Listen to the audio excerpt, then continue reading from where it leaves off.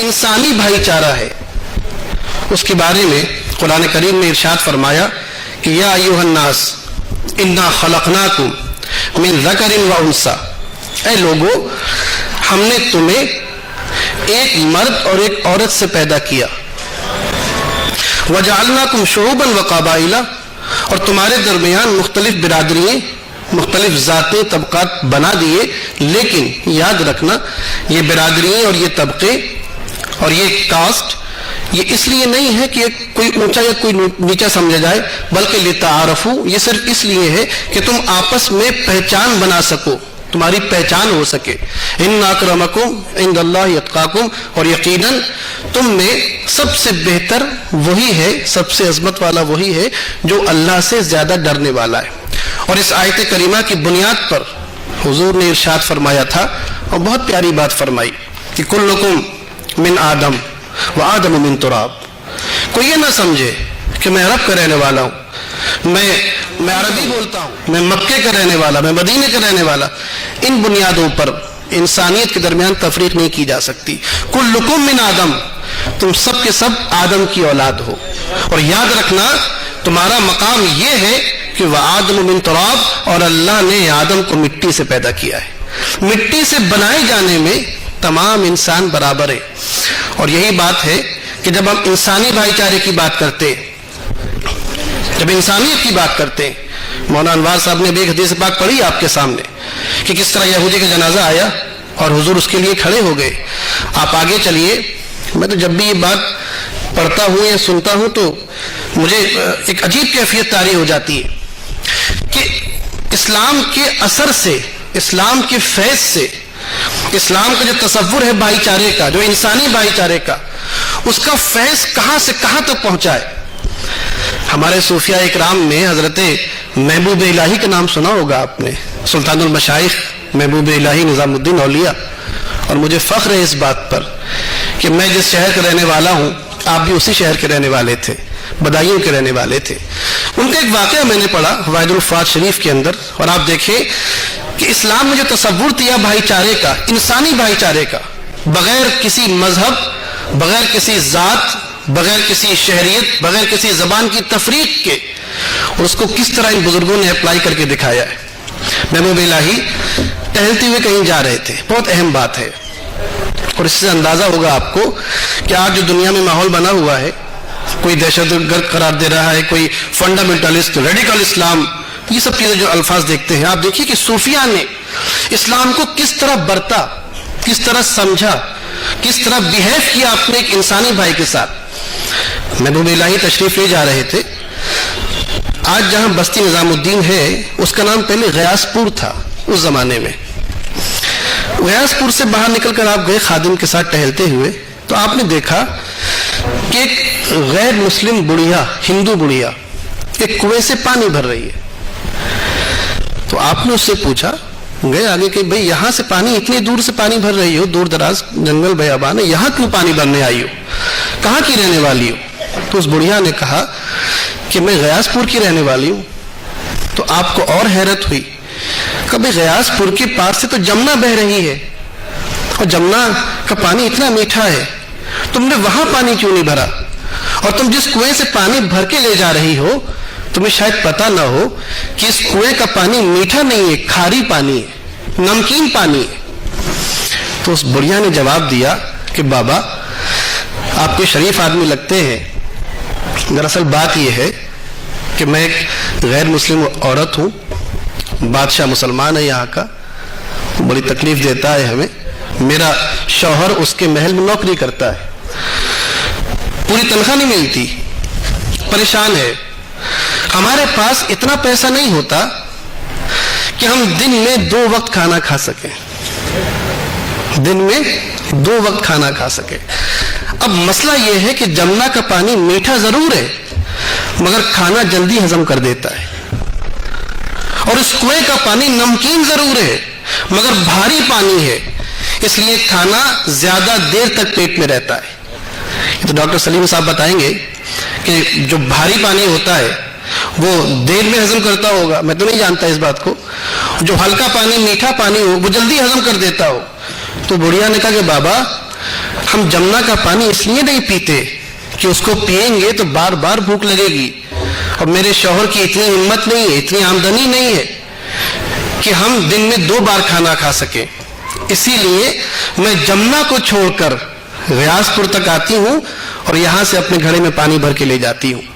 یہ جملہ سن کر حضرت محبوب الہی رونے لگے، اور جو جملے آپ نے ارشاد فرمائے تھے ان کو آج بھی تاریخ نے اپنے سینے میں محفوظ رکھا ہے۔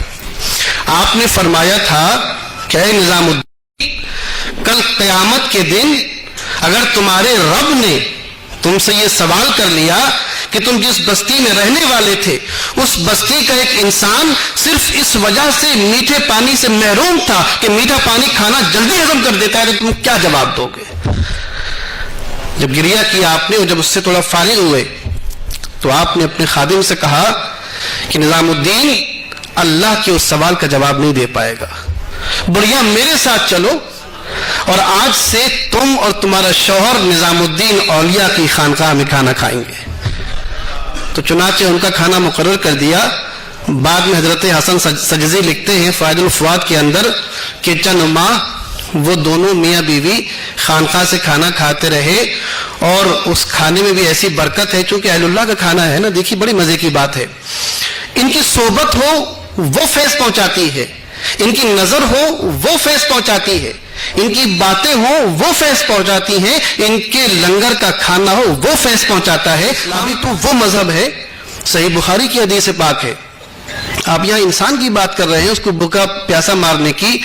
ارے صحیح بخاری کے اندر حضور نے ارشاد فرمایا کہ جب میں معراج پہ گیا اور مجھے جہنم دکھائی گئی تو جہنم میں میں نے دیکھا کہ ایک عورت کو عذاب دیا جا رہا ہے۔ میں نے پوچھا کہ اس عورت کو عذاب کیوں دیا جا رہا ہے؟ تو مجھے جبریل نے بتایا کہ یا رسول اللہ صلی اللہ علیہ وسلم، اس نے ایک بلی کو بند کر دیا تھا، اور اس کو اتنے دن تک بھوکا پیاسا بند کر کے رکھا کہ بھوک اور پیاس کی بنیاد پر یہ بلی مر گئی۔ صرف اس بلی کو بھوکا پیاسا مارنے کی بنیاد پر اللہ تبارک و تعالیٰ نے اس کو یہ عذاب دیا ہے۔ اور اسی صحیح بخاری کے اندر ایک حدیث پاک یہ ہے کہ ایک شخص کہیں سے جا رہا تھا، اس نے دیکھا کہ ایک کتا پیاس سے تڑپ رہا ہے، وہ شخص رکا، اس نے اپنا چمڑے کا موزہ نکالا، کنویں میں اترا، موزے میں پانی بھر کے لایا، اس کتے کو پلایا۔ وہ کتا جو مرنے کے قریب تھا پانی پی کر نئی زندگی اس کو مل گئی۔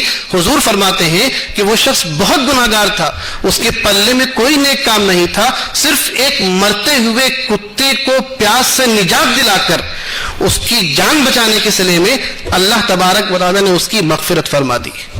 تو بھائی اسلام تو انسانیت کی بات چھوڑیے، یعنی وہ تو حیوانوں کے ساتھ اس سلوک کی بات کرتا ہے، اس سلوک کی دعوت دیتا ہے۔ تو جب انسانی بھائی چارے کی بات ہوتی ہے تو اس میں ظاہر ہے کہ اللہ تبارک و تعالیٰ نے قرآن کریم کے اندر اور خود حضور علیہ الصلوۃ والسلام نے احادیث مبارکہ کے اندر انسانوں کے درمیان، انسانوں کے ساتھ بھائی چارہ برتنے کا جو اصول بتایا ہے، اس کو چونکہ ہم نے بھلا دیا۔ ایک اور بڑی اچھی بات یاد آئی، ابھی حضرت نے فرمایا تھا نا کہ آپ محبت سے پیش آئیے، جب بھائی چارہ بنے گا، بردرہڈ قائم ہوگی تو محبت بڑھے گی۔ محبت کا بھی عالم یہ ہے کہ ایک بہت بڑے بزرگ حضرت بہاؤالدین زکریا ملتانی رحمۃ اللہ تعالی علیہ، ملتان میں آپ کا مزار ہے، میں نے ایک واقعہ پڑھا ان کا، اور پھر آپ دیکھیں کہ ان صوفیاء نے، ان بزرگوں نے، ان اللہ کے نیک بندوں نے کس طرح اسلامی تعلیمات پر عمل کر کے اسلام کی تبلیغ اور دعوت میں نمایاں خدمت کی ہے۔ آپ کے پڑوس میں ایک ہندو عورت رہتی تھی، اتفاق یہ ہوا کہ اس کا بچہ کھو گیا۔ تو آج بھی طریقہ یہی کہ جو بچہ کھو جائے، بیمار ہو جائے تو عورتیں بزرگوں کے پاس آتی ہیں۔ وہ بیچاری روتی دھوتی حضرت زکریا ملتانی کے پاس آئی اور کہا حضرت میرا بچہ کھو گیا ہے، آپ دعا فرما دیں۔ کہا ٹھیک ہے میں دعا کرتا ہوں، تمہارا بچہ مل جائے۔ جب وہ گئی تو اس نے دل میں یہ سوچ لیا کہ اگر ان کی دعا قبول ہو گئی اور میرا بچہ مل گیا تو میں اپنے ہاتھ سے حلوہ پکا کے لاؤں گی اور ان کو اپنے ہاتھ سے کھلاؤں گی۔ سوچ لیا اس نے، منت مان لی، نظر مان لی، اب غیر مسلم تھی جس طرح مان لی اس نے۔ خیر وہ کچھ اللہ کا ایسا کرنا ہوا، ان کی دعا قبول ہوئی، بچہ مل گیا۔ بچہ جب ملا تو اس نے اپنی منت اور نظر کے مطابق حلوہ پکایا، حلوہ پکا کر وہ آپ کو کھلانے کے لیے لائی۔ جب وہ حلوہ پکا کر اپنے ہاتھ سے کھلانے کے لیے لائی تو مسئلہ یہ بن گیا کہ اس دن آپ کا روزہ تھا. اس کی منت کہ میں اپنے ہاتھ سے کھلاؤں گی، آپ کا روزہ. اس نے کہا فرمایا بڑھیا کیوں آئی ہو؟ کہ حضرت میری یہ خواہش تھی، میرا دل تھا، آپ نے دعا فرمائی، میرا بچہ مل گیا، میں اپنے ہاتھ سے آپ کو حلوہ کھلانے کے لیے لائی ہوں. آپ نے کہا میرا تو روزہ ہے اور ہمارے یہاں روزے میں کچھ نہیں کھایا جاتا. کچھ دیر آپ نے چند لمحات سوچا، پھر فرمایا کہ بڑھیا لاؤ حلوہ کھلا دو. اس نے کھلایا، خوش خوش چلی گئی. میں نے منت پوری کر لی اپنی. جب وہ بڑھیا چلی گئی تو مریدوں نے پوچھا کہ حضرت یہ آپ نے کیا کیا؟ آپ کا تو روزہ تھا، وہ روزہ توڑ دیا آپ نے. تو آپ نے فرمایا کہ یہ نفلی روزہ تھا، یہ روزہ فرض نہیں تھا رمضان کا، نفلی روزہ تھا. مجھے پتا ہے کہ اگر ایک نفلی روزہ توڑ دیا جائے تو اس کے کفارے میں ایک روزہ رکھا جا سکتا ہے. میں جانتا ہوں کہ اگر روزہ ٹوٹ جائے تو اس کے کفارے میں کیا کرنا پڑتا ہے، لیکن مجھے یہ نہیں پتا کہ اگر ایک انسان کا دل ٹوٹ جائے تو اس کے بارے میں کیا کیا جائے. میں روزہ توڑ کے اس کا کفارہ ادا کر سکتا ہوں، لیکن ایک انسان کا دل توڑ کر اس کا کفارہ ادا کرنا میری بس کی بات نہیں. یہ انسانی بھائی چارہ ہے، یہ اسلامی بھائی چارے کی بات ابھی نہیں کر رہے ہم انسانی بھائی چارے کی بات کر رہے ہیں. ہمارا مسئلہ یہ بن گیا، دراصل پرابلم یہ ہو گئی ہماری کہ آج جو بھی لوگ اسلام کے بارے میں بات کر رہے ہیں انہوں نے غلطی کہاں کی؟ انہوں نے غلطی یہ کی کہ انہوں نے اسلام کو سمجھنے کے لیے اسلام کو پڑھا نہیں، مسلمانوں کو دیکھا ہے. اور مسلمانوں کو بھی اس زمانے کے مسلمانوں کو دیکھا ہے جو آج کے ہم مسلمان ہیں، ان کو دیکھا ہے. اور ان کو دیکھ کر انہوں نے اسلام کے بارے میں اور رسول اسلام کے بارے میں اور اسلام کی کتاب قرآن کے بارے میں اپنا ذہن بنا لیا. انہوں نے حضور کی سیرت تو ایک طرف رکھی ہے، وہ تو بہت عظیم سیرت ہے کہ اس کا کوئی مقابلہ نہیں ہو سکتا. حضور کے صحبت یافتہ صحابہ وہ بھی بہت عظیم جماعت ہے. ارے اللہ کے بندوں، صحابہ اور تابعین تو بہت بڑی چیز ہیں.